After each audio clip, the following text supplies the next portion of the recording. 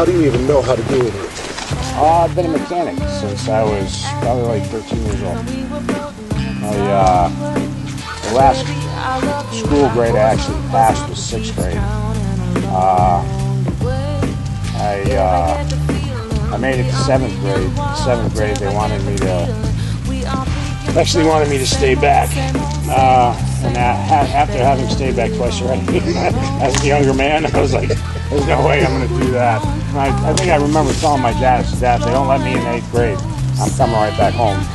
And I went, and it was supposed to be 8th grade, and I was supposed to go into 7th grade. So basically, I turned around, came back home, and my father had called Alfio Finari, the guy that owned the gas station across the street. Italian guy my father knew. And he was, all right, send them over, you know. And I went over there. I started changing tires in the beginning and, and doing simple tune-ups, changing air filters. And this was all when I was like 13, 14 years old. And, it just grew from there. By the time I was 16, I pretty much was doing everything any of the other mechanics were doing. Al was an excellent mechanic also. So that's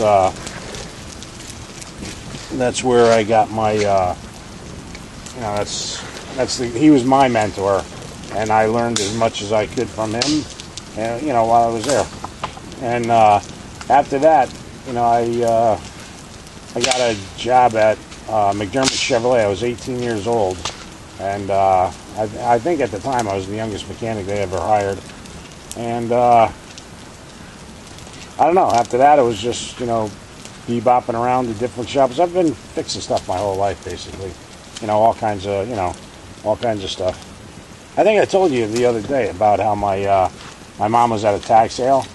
I was like 7 or 8 years old, and she wouldn't, there's like all these things that were for like a nickel that she wouldn't spare. And I came across this little service manual put out by General Motors. It was a service manual about, I believe it was like Army trucks or something to that effect. It was a green manual, and that's when the basically like the 283 motor or 265 motor, the small block Chevy motor, like in a 57 Chevy or something like that.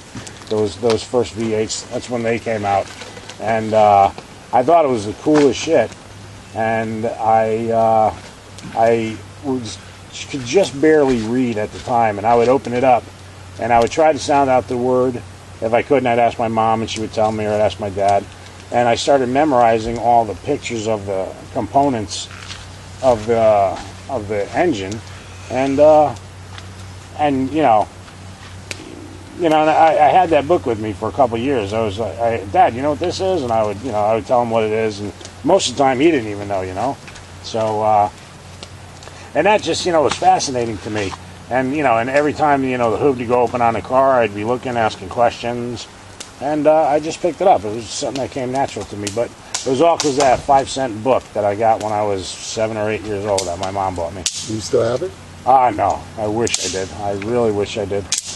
But, yeah, I kept it till I was, I kept it till I outgrew it, till there was nothing more I could learn from it. And, but, well, I don't know. I'm not sure my parents were happy about that, because when I think I was 15 or 16 years old, and I had bought an old car, and I pulled the motor apart piece by piece and dragged it up into my bedroom. And so I had a 350, small block Chevy 350 that I had put into my bedroom, and I assembled it, disassembled it, assembled it, disassembled it. I took it apart and put it back together so many times that I got good at it. Although I never put any of the motor was well worn out when I got it. So when I actually got a car and I put it into it, I beat the crap out of it and blew the motor, a month later.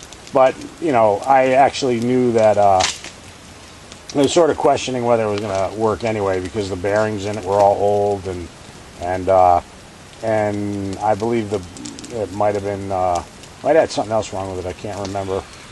But, anyway, that was cool. And I started,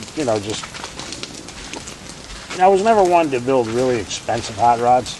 I loved the art of taking something that was broken you know, welding it up, filing it off, and making it new again.